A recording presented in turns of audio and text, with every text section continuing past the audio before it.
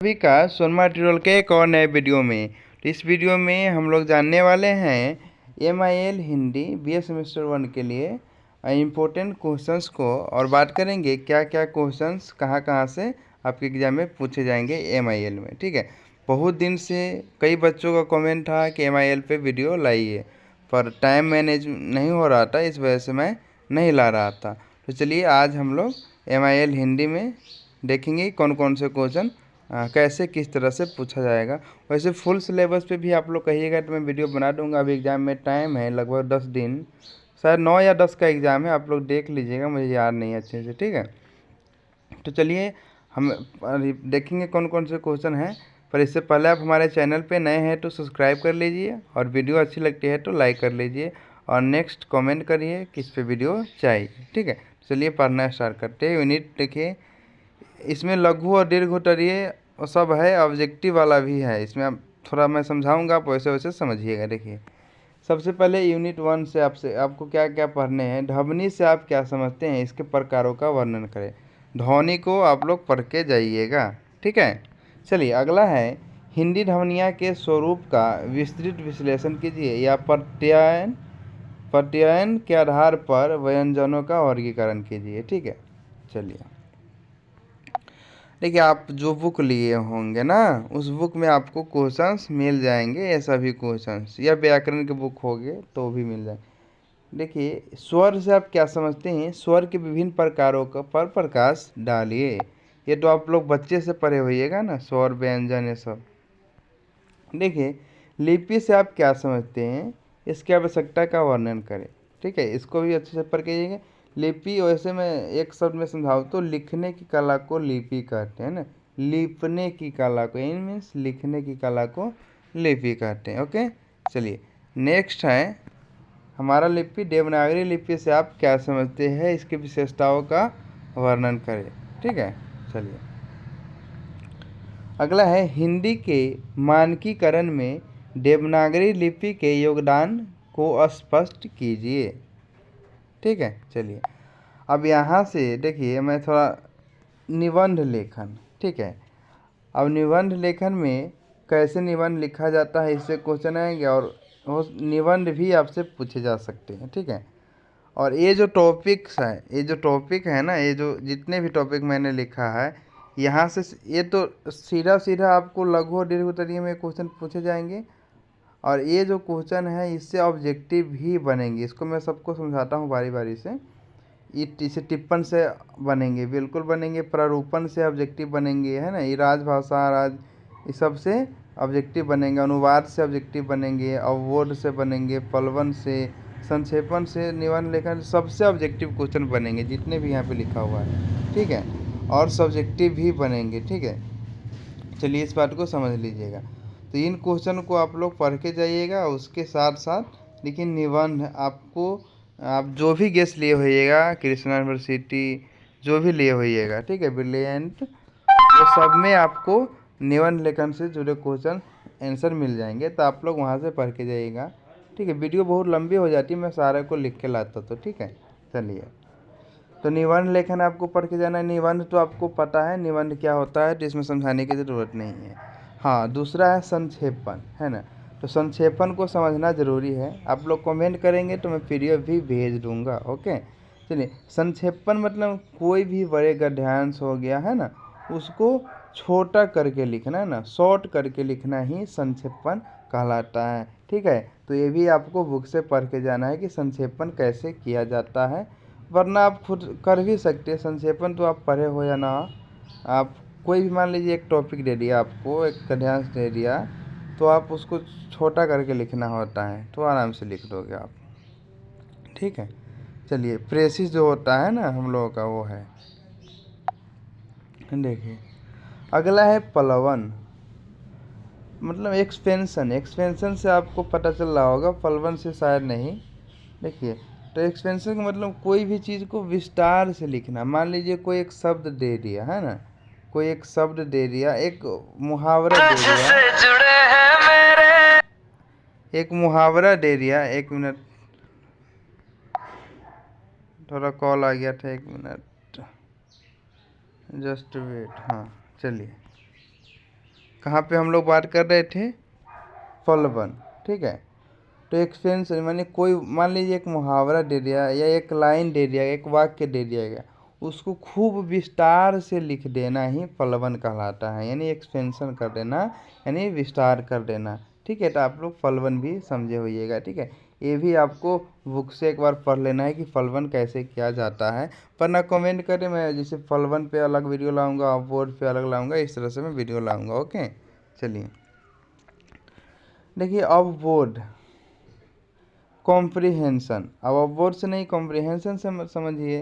तो एक गद्यांश होता है, मान लीजिए ये 5 लाइन है, छोटा सा है ना, और इस 5 लाइन में कहीं कहीं खाली छोड़ देगा, ठीक है, खाली छोड़ देगा,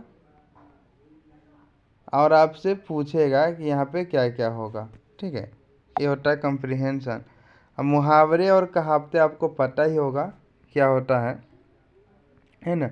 मुहावरे और कहावतें तो आप जानबे करते हैं मुहावरा किसे कहते हैं। चलिए अगला है, एक मिनट, हाँ, अनुवाद। अनुवाद भी पता है, हिंदी से अंग्रेजी और अंग्रेजी से हिंदी, ट्रांसलेशन जिसे हम लोग कहते हैं, तो ये भी पता है आपको, ठीक है।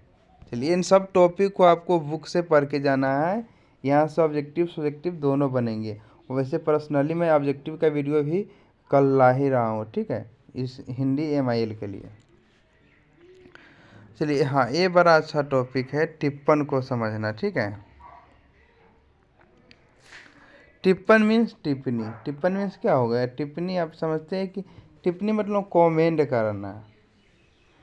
देखिए ये जो टिप्पण है या प्रारूपण है, ये सब कार्यालय हिंदी में आता है। सबसे पहले आप लोग ध्यान रखेंगे, किस हिंदी में आता है, हाँ, कार्यालय हिंदी में।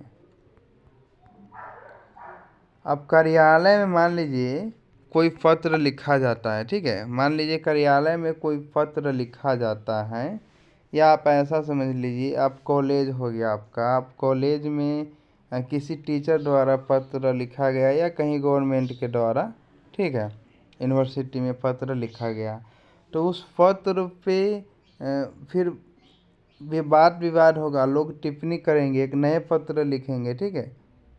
तो उस पर ये प्रक्रिया लगातार चलते रहता है कि कोई अलग अलग व्यक्ति जो होते हैं वो टिप्पणी करते रहेगा यूनिवर्सिटी में, ठीक है। जैसे कि कहीं से भी पत्र आया कि इस पर क्या होना चाहिए, और जब तक ले वो काम पूरा नहीं हो जाता, जब तक ले टिप्पण चलता रहेगा, तो उसे ही टिप्पण कहते हैं, ठीक है। आप लोग इसे भी बुक से पढ़ लीजिएगा।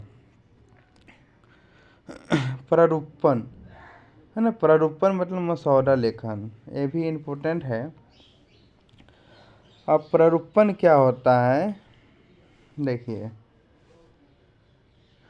मान लीजिए कि ये भी पत्र लेखन ही होता है। क्या होता है, पत्र लेखन ही होता है, पत्र ही होता है। मान लीजिए DM के पास DM के पास आप पत्र लिखे, ठीक है, आप पत्र लिखे किसके पास, DM के पास, ठीक है। अब DM ऑफिस में पत्र गया, तो वहाँ से इस पत्र के रिप्लाई में हम क्या बोल रहे हैं, इस जो पत्र आप लिखे ना, ये पत्र आप DM के पास, इस पत्र के रिप्लाई में है ना, DM ऑफिस से भी पत्र लिखा जाएगा, ठीक है। DM ऑफिस से भी पत्र लिखा जाएगा, उसे क्या कहते हैं, प्रारूपण यानी मसौदा लेखन कहते हैं, समझ गए। यानी आप लिखे DM के पास पत्र, उस पत्र के रिप्लाई में, हाँ, उससे रिलेटेड जो मैटर आपका है ना, उसी से रिलेटेड पत्र लिखा जाएगा। हाँ, DM खुद तो नहीं लिखेगा, क्योंकि DM के पास इतना समय कहाँ होता है जी। तो वो अपने टाइपराइटर होता है ना, जो स्टेनोग्राफर के तहत जाता है DM ऑफिस में, तो उस टाइपराइटर से वो लिखवाएंगे पत्र, और फिर उन्हें चेक करेंगे DM से। वो पत्र टाइपराइटर लिखने के बाद DM से चेक करवाएंगे, सर ये सही है कि नहीं, देखिए, और फिर गड़बड़ होगा फिर से उसे सही करेगा, और फिर इसको भेजा जाएगा आपको वापस, ठीक है। तो उसे कहते हैं प्रारूपण यानी मसौदा लेखन। आई होप कि आप लोग समझे होइएगा, ये भी आप लोग बुक से पढ़ लीजिएगा, थोड़ा थोड़ा आइडिया तो हो ही गया होगा, ठीक है। चलिए उसके अलावा देखिए, राजभाषा आपको पढ़ के जाने हैं, राजभाषा और राज्य भाषा। संपर्क भाषा, संविधान की 8वां अनुसूची आपको पढ़ के जाने हैं। ठीक है, ये सब आपको मिल जाएंगे बुक में। अब आपसे क्वेश्चन पूछा जाएगा हिंदी की चयनित गद्य, है ना, यानी कहानी। कहानी से क्वेश्चन पूछे जाएंगे। देखिए कौन कौन से कहानी आपको इम्पोर्टेंट है ज़्यादा। बेटों वाली विधवा यानी प्रेमचंद, हाँ, बेटों वाली विधवा। ठीक है, और भय आपको पढ़ के जाना है, शुक्ल जी का भय पढ़ के जाना है। ठीक है, और गेहूं और गुलाब ये पढ़ के जाना है बेनीफुरी जी का। ठीक है, उसके अलावा श्री राहुल संकृत्यायन ये पढ़ के जाना है, दिनकर जी के द्वारा लिखा गया है। ठीक है, फिर पढ़ के जाना है सदाचार का तावीज। ठीक है, जो परसाई द्वारा लिखा गया, हरिशंकर परसाई द्वारा।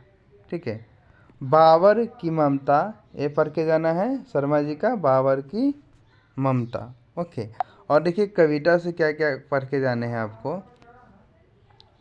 हिंदी, देखिए कविता से भी आपको ये MIL है, आपको ऑब्जेक्टिव भी बनेंगे सब्जेक्टिव भी बनेंगे। ठीक है, हिंदी की चयनित कविताएं, साखी, साखी जो कबीर जी की है उन्हें पढ़ के जाना है। मलिक मोहम्मद जैसी आप लोग 12th में भी पढ़े होइएगा, फर्स्ट ही कविता का है ना।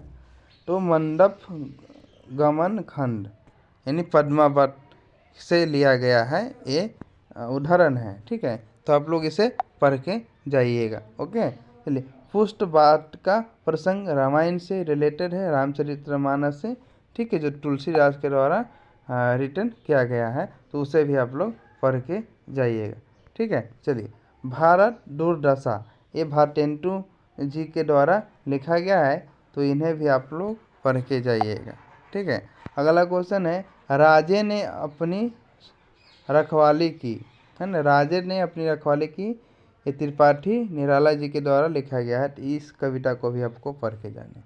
तो जितने टॉपिक हमने बताए आपका कवर है, तो आपका ऑब्जेक्टिव सब्जेक्टिव बिल्कुल अच्छे से पूछे जाएंगे, आएंगे एग्ज़ाम में, कोई दिक्कत नहीं होगा। अगर किसी को PDF चाहिए तो भी हमें कमेंट करें, हम प्रोवाइड करा देंगे। ठीक है, ये वीडियो बहुत लंबी हो गई होगी, इसके लिए सॉरी। नेक्स्ट हम लोग ध्यान रखें, क्योंकि इसमें कुछ समझाने वाला भी बात था। ठीक है, सिर्फ क्वेश्चन नहीं था, इस वजह से थोड़ी लंबी हो गई। ठीक है, चलिए मिलते हैं नेक्स्ट वीडियो में। Thanks for watching this video.